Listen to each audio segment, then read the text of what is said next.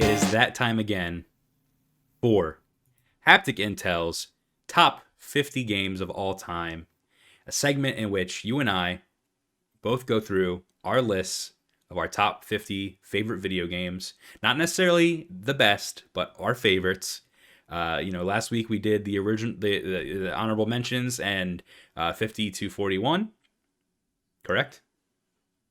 Yes, sir. Now we are going to be doing 40 to 31. Yes, sir. And I think there's no better way to do this, Josh, than to just jump right in. Okay. So why don't you go first? What's your number 40? My number 40, Brett.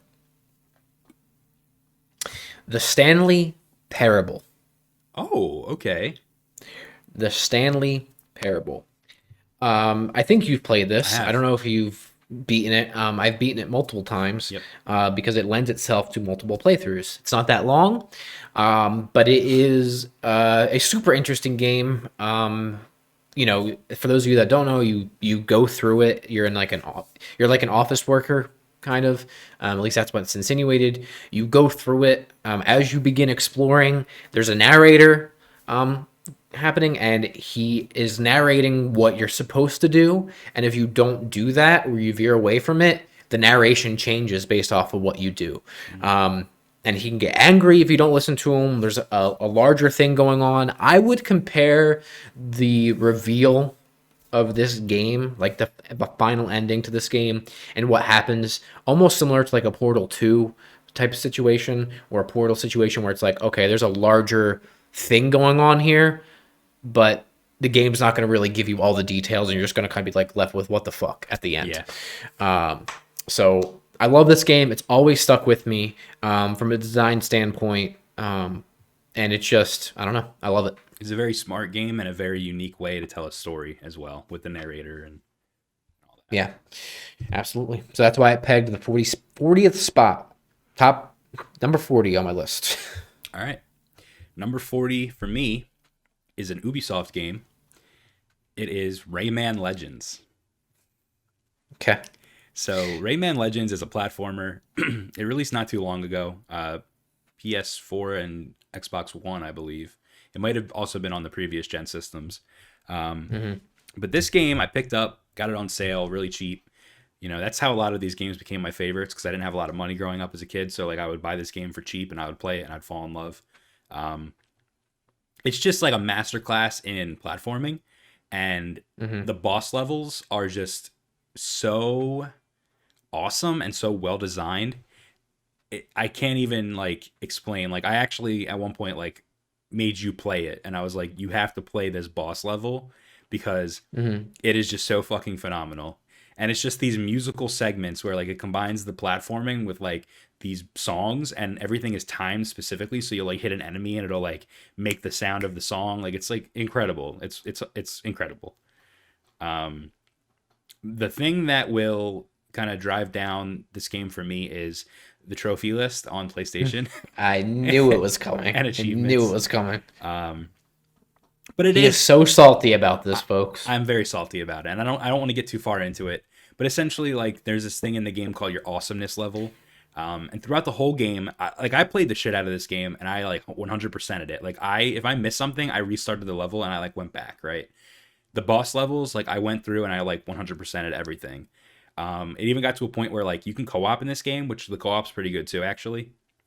And I would like make you, I think it was you or a couple of our other friends when we were over Steven's house one time, I made you do a level with me because it was too hard and I needed help, and like I needed the co-op thing.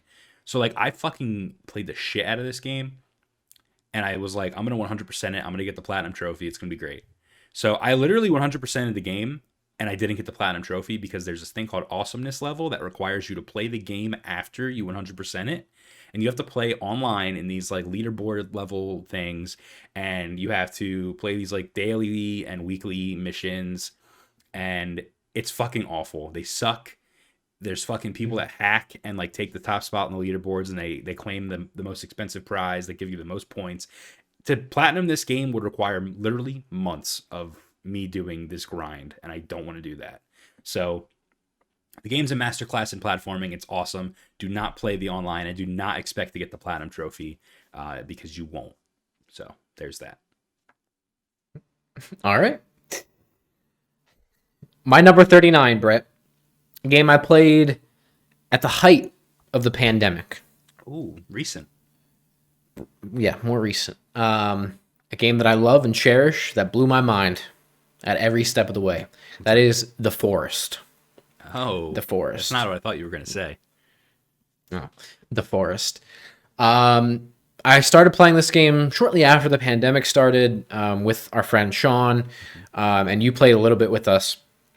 But I had it for a while, and he was like, "Hey, we should play this. I've heard awesome things about it." And I thought it was kind of just like a base building type of resource management game, which it is in part.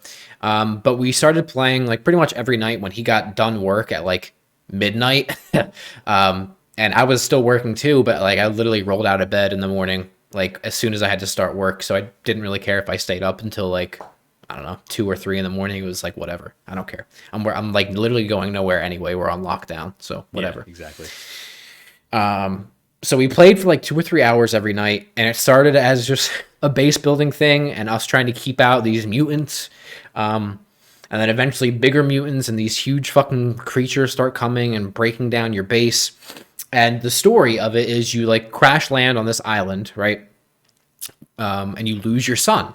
And the whole game is there's like this background of you trying to find your son. And you go around, you find like little collectibles that point to like a larger thing going on. You keep fending off these attacks from mutants and monsters and stuff like that. And it's fun. It's absolutely nuts. But there's like a full-fledged insane narrative going on. And like Sean and I really didn't look up anything about it at first, so we were just kind of naturally uncovering these like notes and these pieces and these items and these all this stuff and exploring. And you know, as you get more materials and you get better items and you upgrade stuff, you can kind of expand your area that you can go out and explore and search safely. And then eventually, man, you uncover this whole fucking huge thing. And I don't want to spoil it because I want you to play it at some point in your life. I don't want to play it with you. My man, it blew my fucking mind. I mean, I literally couldn't believe this. And like when Sean and I uncovered the ending to this game and started playing through it, I mean, we sat there for 5 hours straight to play through the ending of this game. And our mind's fucking blown. My mind has never been more blown by a video game in my entire life than me uncovering the actual narrative and story of The Forest. It's fucking nuts. Wow. It's like if Lost was actually good. It's fucking crazy. And there's a sequel coming as well. Yeah, Sons of the Forest. It's coming out this year. So I'm excited for that. But yeah, The Forest, incredible fucking game. So. Wow, high praise. I did not know that. Yeah. All right. So coming in at number 39 on my list is a Nintendo DS game that I played a lot as like a kid and a teenager, and that is WarioWare Touched. Oh, WarioWare Shove It Up Your Own Ass game. Got it. That's right. So the WarioWare franchise has always been like really special to me because I like that quick, fast-paced mini game style gameplay. Mm-hmm. I just think that this version specifically is my favorite. It's the only one on my list. I don't know. There's something about it. Like it's kind of crude. It's like kind of silly. Like it's got that like weird Japanese humor to it a little bit. And specifically the touched version, you know, with the DS, there's so many things that you could take advantage of with a WarioWare game. So you have the stylus and the touch screen. There's a microphone you could blow into. There's a accelerometer. There's 2 screens, right? So there's all these little gimmicky things that you could do with a WarioWare that they took full advantage of with the DS. And I just think that it's awesome. It's just such a fun game. This is another one that I 100%ed actually. But I did it when I was a kid. So like that's kind of impressive actually. Yeah, I just think that this one's great. There's a lot of things you could do in this game. You know, it's just fun. And WarioWare Smooth Moves on the Wii was, you know, that one was kind of up there with me too, because with the motion controls, there were so many things you could do with that as well. The way you hold the Wiimote. But I think that truly WarioWare Touched is like, in my opinion, like the best WarioWare game just because of how they, you know, made use of all the different functions of the DS. Now, I think that we're missing WarioWare. Like, where are you, Wario? Please come back. Please make the Switch, yeah. Yeah. Come on. Like, where were you on the Wii U? Like, there was like a one game on the Wii U that was like a Wario game, but it wasn't WarioWare. It wasn't the mini games thing. We actually played it a few times, if you remember. They had that sketch game mode where you had to like draw like Pictionary almost. But like Wii U, wow, what you could have done a lot on the with the gamepad and all that. The Switch, there's so many things you could do with the accelerometers and the Joy Cons with the HD Rumble. I almost feel like that game 1-2 Switch would have been a better WarioWare game. But I digress. WarioWare Touch is my number 39, and it's fucking awesome. So, there's all right. My number 38, Brett. Red Dead Redemption. No surprise that this made my list. A Rockstar game. Yep. A lot of Rockstar games on my list already. More to come, believe me. Yep. Red Dead Redemption. The first Rockstar game I ever 100%ed. The campaign story. Played the fuck out of this game on 360. I loved it. I'm a huge fan of Westerns. This kind of met me at a really good time too, because I was just starting to get into like the Western type of movie stuff. And then I went over a friend's house and I saw them playing this game after it came out, and I was like, oh, this looks awesome. Picked it up, played the fuck out of it, man. The narrative is so good. It is. It really is probably Rockstar's strongest narrative, in my opinion. And just the Western aspect of it.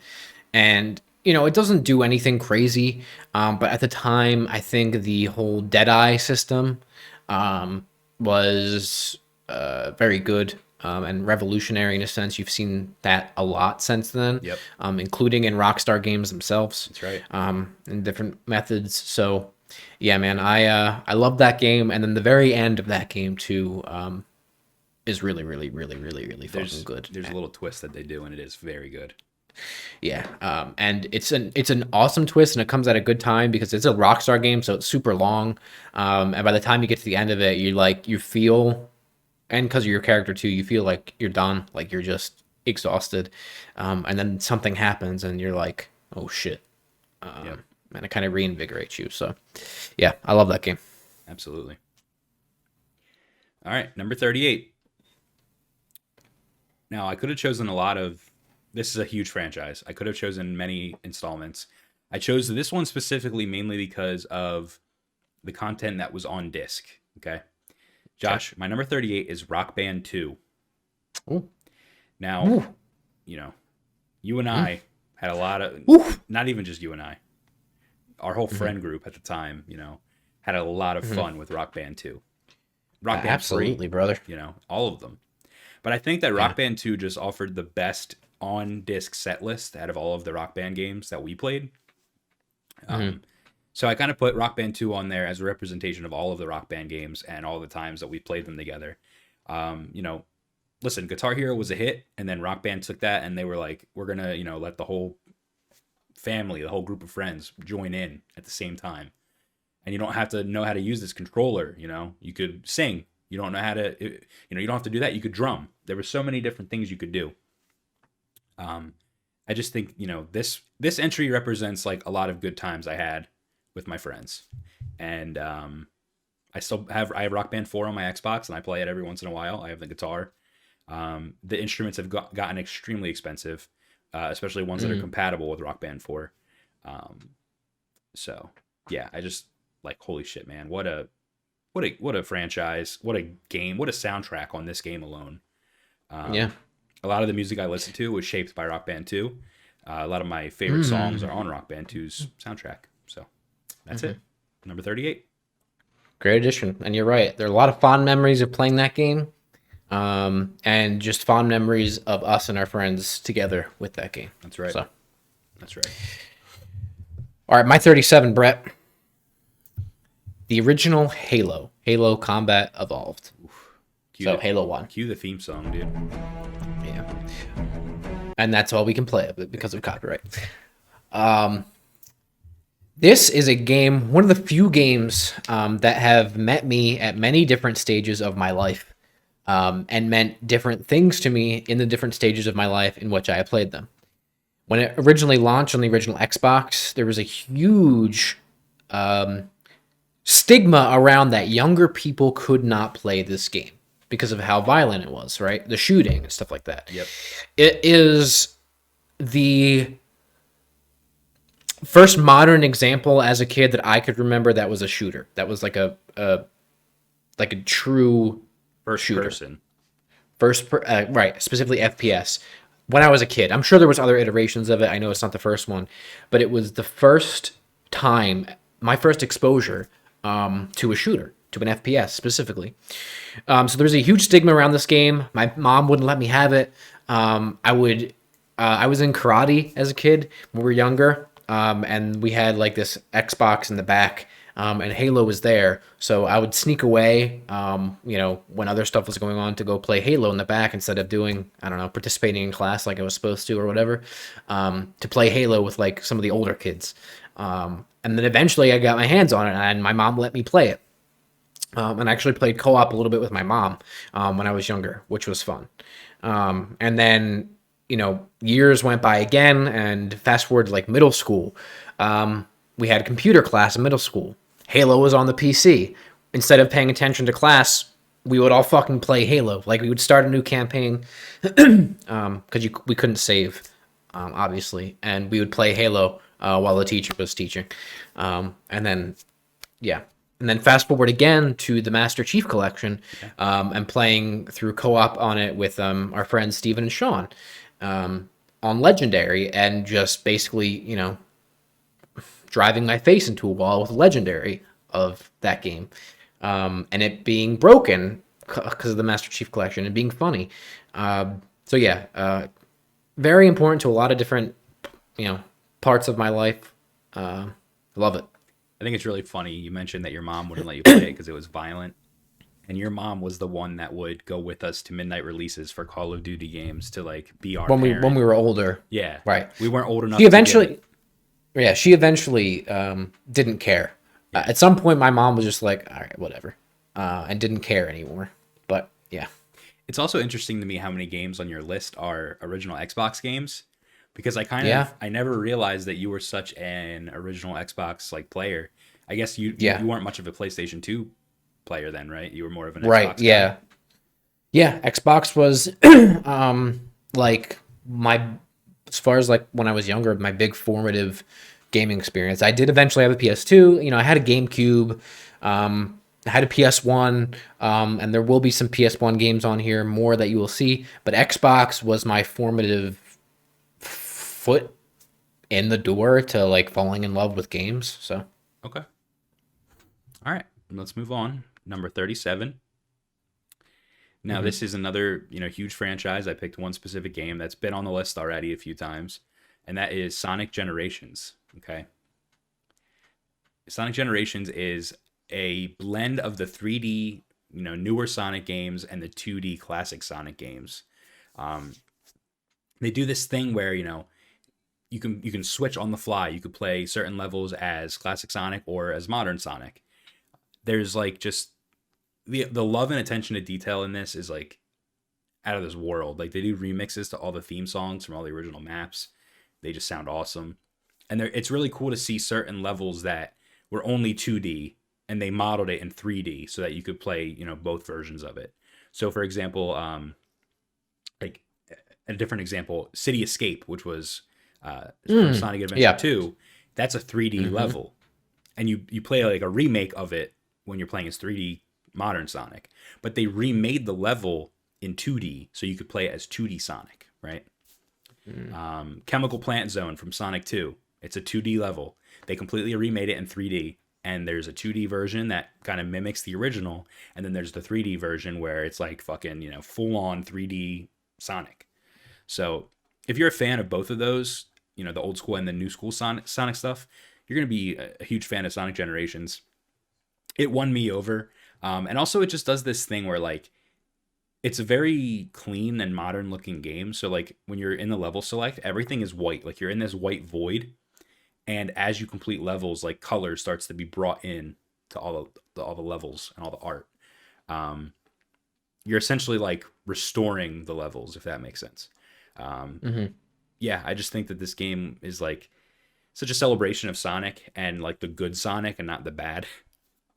Mhm. There's even levels from like shitty Sonic games, and they like make them good. So yeah, Sonic Generations is my 37. That's that. Very cool. Yep. My 36, Brett. Halo 2. um, Wow. yeah. Halo 2. First of all, the first time I think I was consciously aware as a kid of what a video game narrative could be. That a video game even had a narrative, and a complex narrative, and characters that you cared about, and interesting storytelling, and also just being sci-fi and awesome. But also my first experience playing online games, Mm. and doing multiplayer games and getting frustrated with multiplayer games and kind of becoming slightly involved with that ecosystem. Uh, and then also, again, like the original Halo, met me again later on in my life with the Master Chief Collection, and again playing it with Sean. I only played this one with Sean specifically. And the game is awesome. The game itself is awesome. But 343 fucks everything up. And the Master Chief Collection was so broken. And I think we've talked about it on the channel before. There were so many issues with Halo 2, man. Abysmal checkpoints where you would literally spawn and die immediately when you're playing on Legendary. You just spawn and get sniped, and that would be it. And you'd be dead. The desyncing of checkpoints glitch where you'd be playing with your friend and you'd literally be at two different points in the game at the same time, so you wouldn't know what the fuck's going on. That is a bit. And Sean and I did beat this game, but we did more than beat the game. We also beat all of the bugs and the brokenness of this game. Yep. I mean, some checkpoints, single checkpoints in the game, just getting from one checkpoint to be able to get another checkpoint took us days. Like, we would sit down for 8 hours, be like, all right, that didn't work. Let's try it again another day. So both the original experience when I was younger with the game, and then also the Master Chief Collection abysmal experience. Very, very fond and abysmal memories of playing that game. All right. I just think that's so funny, the checkpoint desync thing, because I know Sean and I know his reaction, dude. Just like, what? Dude, I wish we were recording when we both realized what was happening, because you would see, you're communicating whatever and be like, all right, we got all this stuff. Yeah, let's go here. Let's like move through, take them out. And at some point, Sean was like, why are you running into the wall, dude? And I was like, what do you mean? I'm not running into the wall. I'm fighting this tank over here. He's like, no, dude, you're running into the wall. And I'm like, no, dude. I'm like, why are you like flipping over and over and over again in a tank? What's happening? And he's like, what do you mean, dude? I'm in a Banshee right now fighting people in the sky. And I'm like, what do you mean, dude? What do you mean you're doing that? And when we realized we were at two different parts of the game and then looked it up and found out that it was an actual bug, dude, you imagine Sean's voice and he's just like, dude, I got bad news for you. Such a Sean thing to say. And we had to restart the level, which on Legendary is just Yeah, I can't even imagine. brutal. All right, moving on. Number 36 on my list is Steins Gate Oh, shit. for the PlayStation Vita. Wow. So this game's narrative is so fucking insane, and I don't even want to get too much into it. I just want to say, like, it's about time travel, and it's this JRPG. No, not a JRPG. It's a visual novel. Mm-hmm. And it's actually one of the first games that were completely voiced in Japanese that I played and beat. Usually I prefer like a dub, but with this, like, even though the characters were speaking in Japanese, like, I still felt connected to them. I just love this game, and I love the different endings. I actually played through every single ending in this game. And then I watched the anime afterwards, which kind of chooses one of the endings as its main narrative. There's a sequel called Steins Gate Zero that I have not played yet, and I have not watched yet either. I'm really excited to do so, and I've been wanting to for a long time, simply because the first game is just so nuts. It's about time travel. It's about, is time travel real? Like at one point the characters don't even like, they think that the one guy's just nuts and it's not actually something that they could do. And there's like a microwave that somehow like lets them transport things through time. And there's people that like are going back in time and ending up halfway in a building and halfway out of a building, and they're just like stuck there, and it is fucking nuts, okay?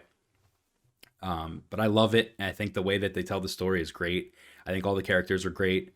And like I said, the endings, there's so many that are like optional. Like you might get this ending, you might get that ending, and every one of them is like you can't miss it. Like you have to, if you're gonna play this game, and I've told you this, Josh. If you're gonna play Steins Gate on the Vita, you have to like save and like get your checkpoints right so that you can experience every ending and then reload your save and play the other ending, because it's so worth it. It's so worth it. Yeah. You just get something out of the relationship with that character, because each ending is like a different character kind of ending. You're gonna miss out on stuff with that character if you don't, and it just makes the whole experience better. So yeah, Steins Gate is my number 36. I gotta play it. It's still on there. You do? I started it, but all right. Halo. Oh, 35. My number 35 is Halo 3. Wow. I had to put them all back to back to back. Halo 3. They're getting And better this one, as well. yeah, and this one is strictly on my list because of the narrative. Now I played the multiplayer in this a lot on the 360 era.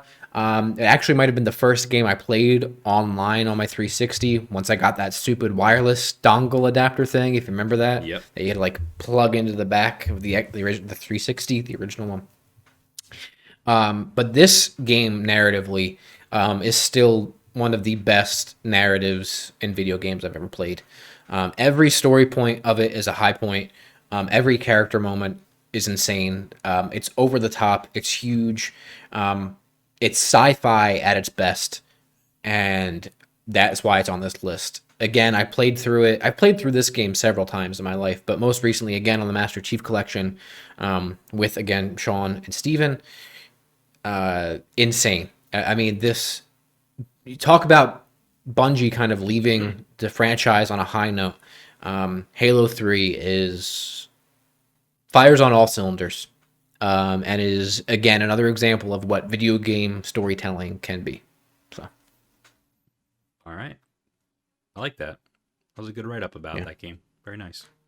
thanks. All right, my number 35 is another PlayStation Vita game, although you can find it on other platforms now.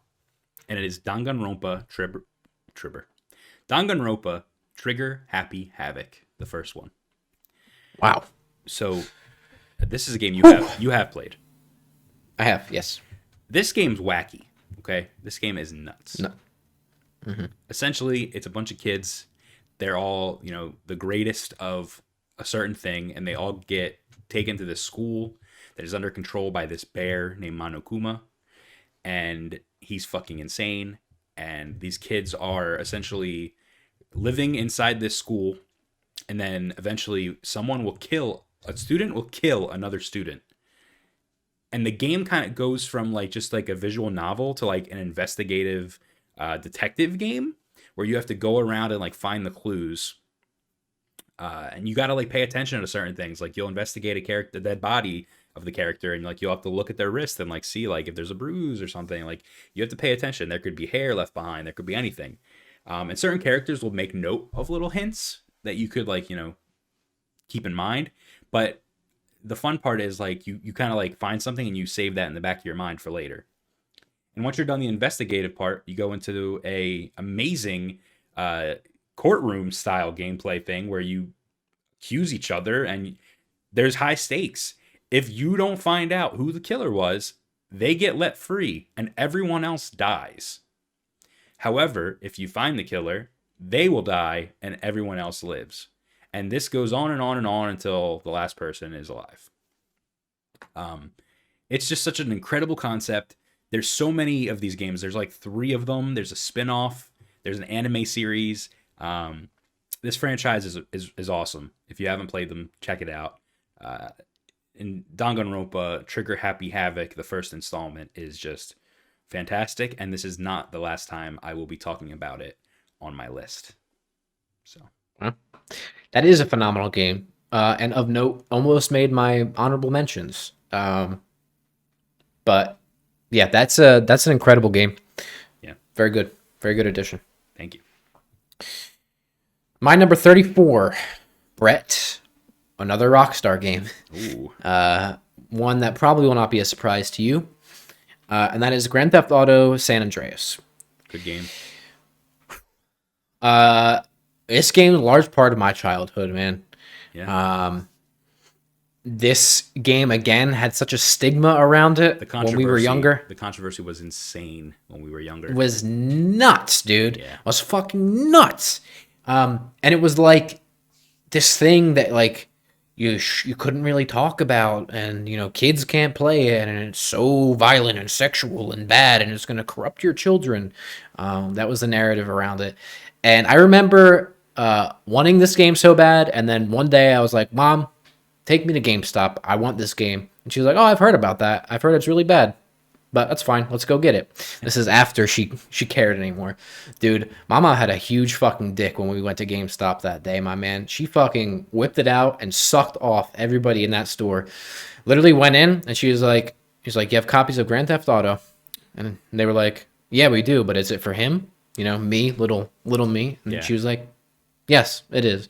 And the dude in GameStop tried so hard to get my mom not to buy it. He's like, "Oh, it's terrible, X, Y, and Z, blah, blah, blah, blah, blah." Which, by the way, what are you doing, dude? I've been that guy. I have.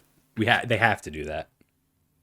But no, this dude was going hard, like way more than he should have. Okay. And my mom was like, "I'm sorry. I didn't know you know what was good for my own son. Please give me the game or I'm going to go somewhere else and buy it." And I just remember so fond, like little me looking up at my mom being like, "Thanks, Mom." And getting that game. And then obviously playing the shit out of it. I honestly don't think I ever beat the story or got very far. Yeah. But just fucking around in that game, stealing shit, flying planes, stealing cars, shooting people, cheat codes, going nuts, dude. Spawning just ridiculous fucking shit. So much fun and fond memories of that game as a kid. Yeah. I absolutely love that game. It's not on my list because I never beat the campaign. As a matter of fact, I never even got far in that story. But yeah, that game was a big part of my childhood, like yours. And just getting the jetpack and flying around and flying cars cheat and just flying cars into the sky. Yeah, using cheat code CC, dude. I remember having the printed list of all the cheat codes, my man. Yeah. I would go to the woods area and try to find Bigfoot. And there was a rumored Bigfoot in the game, and there was a cabin where Leatherface would apparently be, and Christine, the Stephen King car, would drive around the woods by itself and shit. So so many little memes in that game. But I think that's a great addition. All right, number 34, Josh, is a game that I think is on this list maybe twice. The franchise is on there a couple times. It's Dragon Ball Z Budokai 3. The Dragon Ball Z Budokai series was a huge part of my childhood. When I was growing up, I had the first one, then I got the second one, and I still have all my copies of the game. And the Budokai 2 has a receipt from when I bought it from KB Toys, if you remember KB Toys. Wow. Yeah. Wow. Yeah. So a relic. Yeah. So I was really into this series, and I just think that Budokai 3 was the pinnacle of Dragon Ball Z fighting games that were 2D, not 2D, 3D, but it was side scrolling. It wasn't the open world flying around like Dragon Ball Z games are now. It was almost like Dragon Ball Fighters, where it was like Street Fighter, where it was just the two characters fighting. Gotcha. The cast of characters is just unbelievable in this game. It got even more unbelievable later on, but I think the uniqueness of each character and how they play is very important to that.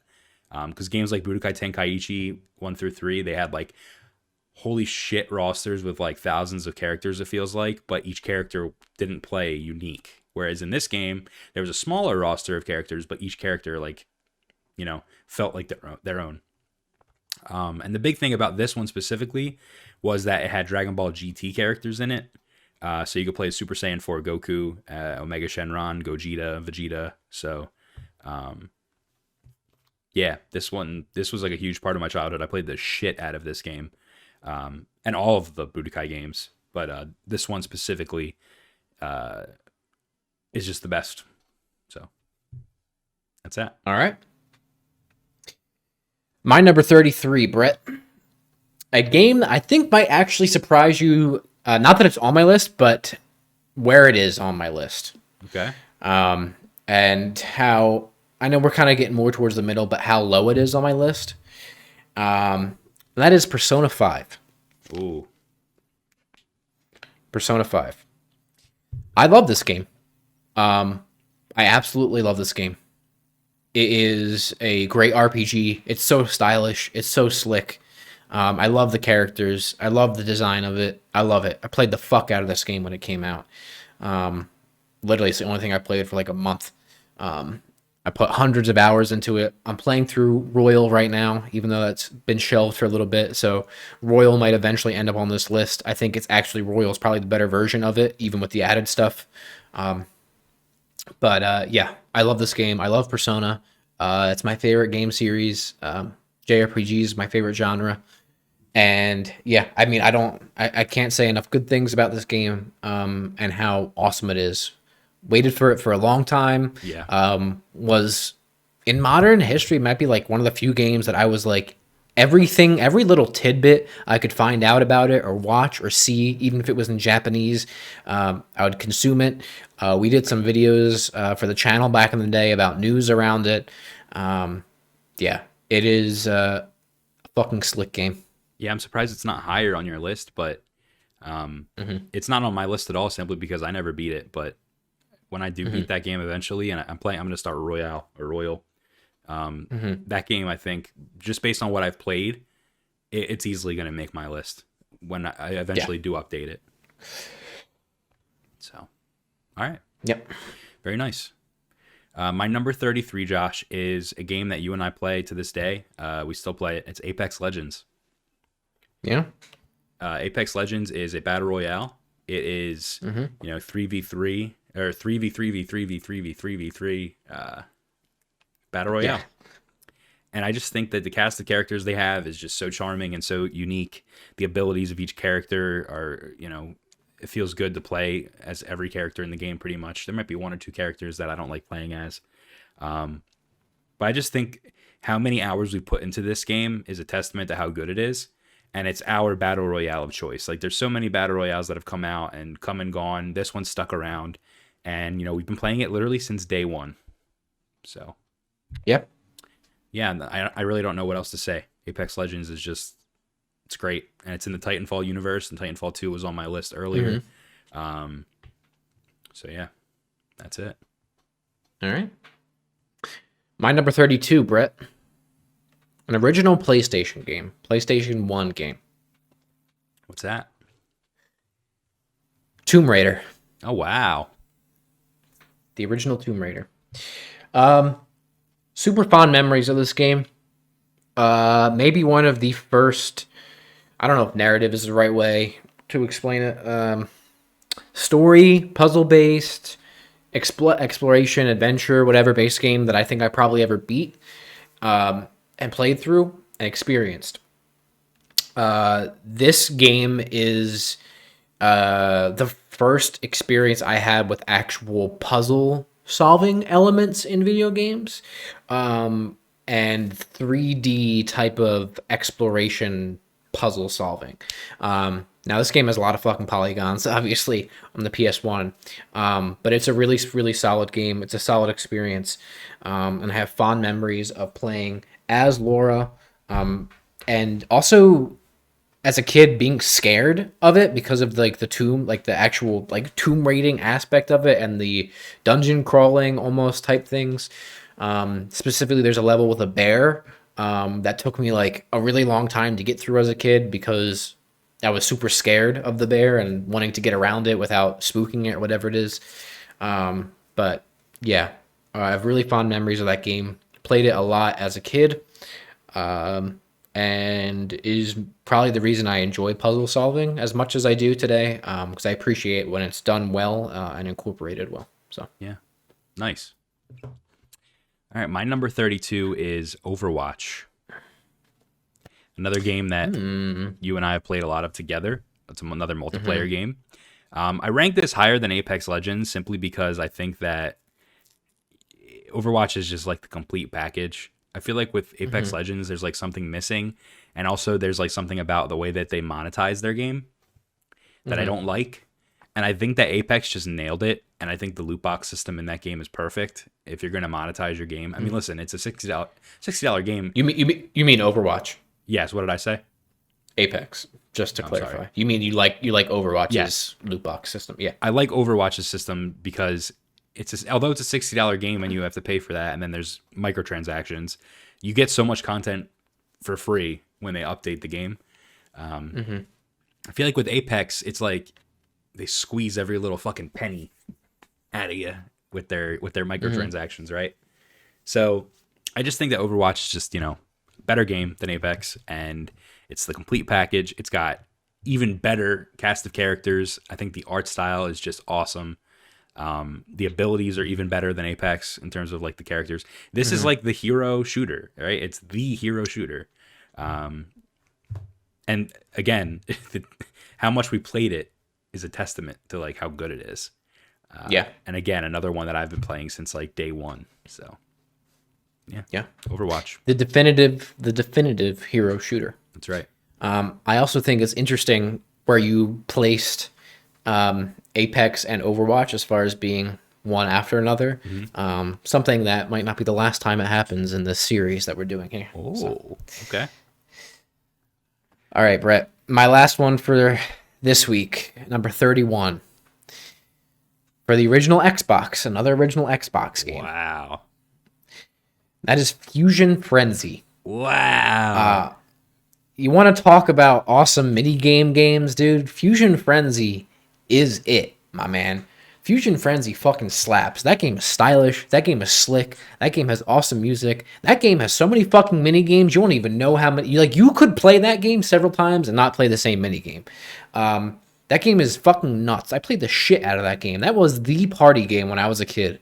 Man, I have such fond memories of that game, playing with my family, or with my friends, and playing it a lot. Specifically, my parents, my mom specifically, had people over a lot. We would do like a lot of parties and like just get-togethers with people. This game would always be on. We would always play it, along with Outlaw Golf, by the way, which is something that we brought up last week. Yep. But yeah, I love this game. It's one of the first games I actually played with backwards compatibility on the Xbox One, when they announced it for backwards compatibility, and that it was on there. I played it. It is doesn't hold up as well, unfortunately. Now, as far as like the visuals of it, it's very hard to see stuff. But yeah, I love that fucking game. So many fond memories of it, and it is the game of which I uphold all other mini game based games to this day. And if they ever wanted to do a remaster, a remake, a new Fusion Frenzy game, I'm your man, dude. Call me. Let's go. Let's make it. So Let's like, do it. Crash Bash and like Mario Party, all those games, like this is like the definitive game for party games. Yes, in my opinion, yeah. Got it. Yeah. I tried it. Yep. I did try it on backwards compatibility. I think I tried with you because they added online, right? Yeah. Yeah, I remember not liking it, but like we were confused about something. I don't remember. Like the session of us playing did not go well. I don't remember why. Yeah. But very cool. It is a stylish game, that's for sure. All right, number 31. The last one for this week, Josh. All right. Number 31 is Final Fantasy 15. Wow. So this is the first Final Fantasy game I ever played and beat. Okay. This is a game that I didn't know if I was going to enjoy or not, but I think the fact that it wasn't turn-based and it did have like the Kingdom Hearts style combat kind of like brought me into it. And I think it did Kingdom Hearts almost better than Kingdom Hearts. I don't think Kingdom Hearts made my list at all, actually. And I grew up with those games and I love those games. Yeah, Kingdom Hearts did not make my list. I think just because it's so goofy. Pun intended. But yeah, Final Fantasy 15 is just like a better version of more serious version of Kingdom Hearts. I think that the characters, like the cast of characters, I didn't think I was going to like them, and I fell in love with them. I think that, everyone always says, oh, you got to watch a movie to enjoy the narrative. Like, yeah, you do. Like, Kingsglaive is a great film, and I think it really sets the story up. There's a moment in this game Listen, there's a lot of problems with this game that have been fixed since it came out. I didn't even really have a lot of problems with it before they were fixed. But there is something in this game that I'm going to spoil it. I'm going to say it now because I have to explain why this game means so much to me. So if you don't want to hear spoilers, skip ahead.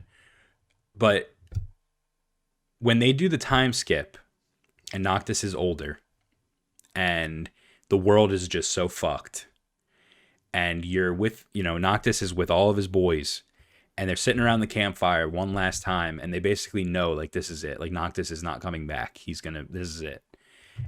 I literally sobbed like a fucking baby and cried my eyes out because just that feeling of, like, you're with your friends, like, these are your boys. There's so much love there.